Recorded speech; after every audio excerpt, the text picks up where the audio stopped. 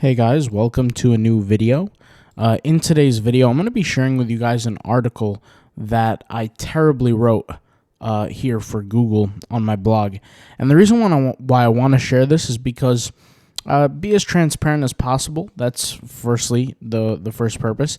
But most important is because I want to hit home this concept that Google works based off of data, and I'll explain everything when I show you what I mean.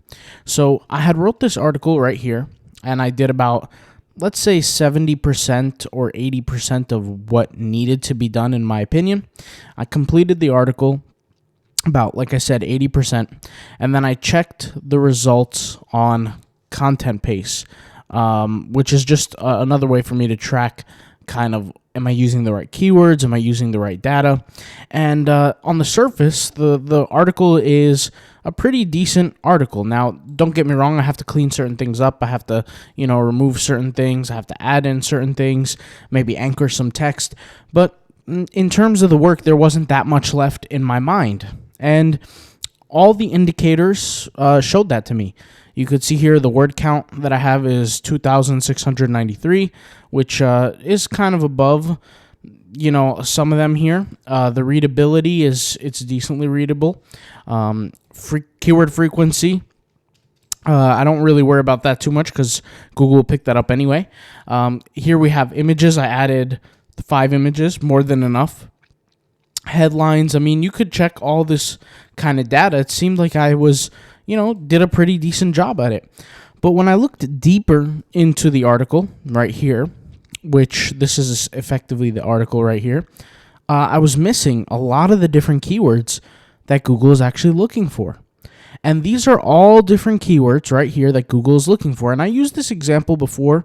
I've spoken about this on our paid products. If you guys are familiar with cashcownichesites.com, and if you're familiar with the free course on cashcownichesites.com, I've spoken about relevant keyword terms. I've even spoken about this during the How to Write a Blog with GPT-4.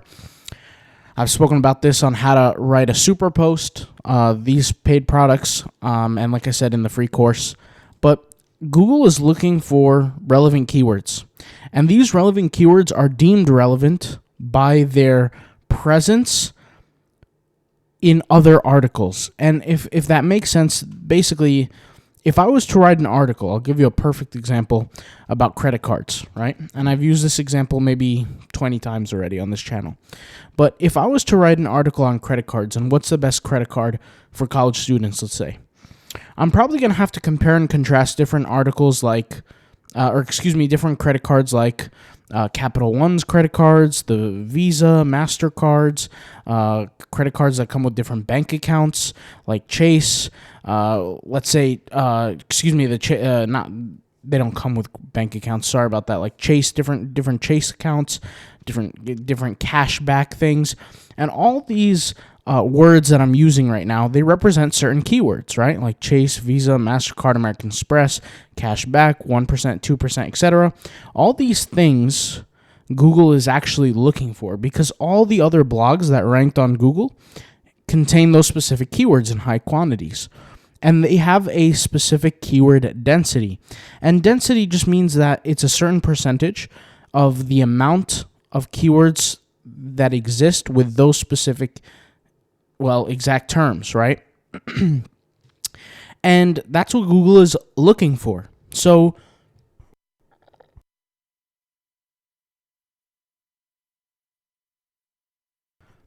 and that's what Google is looking for. So it gets to a point where Google is saying, okay, if this article doesn't contain XYZ keywords, we're not going to rank this as high as it could, right? That's essentially what happens. And so a good example of this is like, for example, in my article, I use the keyword eating oysters, right? The topic here is, does eating oysters increase testosterone? And I use that keyword eating oysters a lot. Now, I don't mean to do it necessarily. It just happens as I'm writing the content. And you could see here I used it 8 times. In fact, it's right here, 8 times. And I actually should get rid of that. But you could see here there's a lot of different keywords that I didn't actually use. So, for example, avocado, chocolate, D-aspartic acid, these different keywords. You might say, well, how do they relate? Well, maybe I have to talk about alternatives. Maybe I have to talk about different, fruits, vegetables that have the same ingredients as alternatives. Here it says, how long does it take for oysters to kick in? These might be frequently asked questions that readers are asking. Do oysters... You guys can see what it says. I'm not trying to get demonetized, etc. And you can kind of see here, right, these different keywords that should be associated. For example, there's one keyword here, D-aspartic acid. I did not even include anything about D-aspartic acid in my article. And that's something that Google is looking for. You guys can, figure out how to do this manually by just writing a really, really good article. Or you can, and that's exactly what I thought I did. But let's face it, I'm not the only one running into this issue. So even though I wrote what I thought was a good article and made it readable, added images, different, keywords, etc., I missed the mark on LSI, which is latent semantic index. Basically, to make it as simple as possible, it's the same thing that I told you about having those relevant keywords, right? So that's the point here, is that no matter how good an article can be written, if it doesn't include very particular information that Google is looking for, and Google won't tell you what that information is, you're not going to rank. And this is a perfect example of an article that would have never ranked and will never do well unless I go back and fix what's up in the article, especially before it starts to catch steam with Google.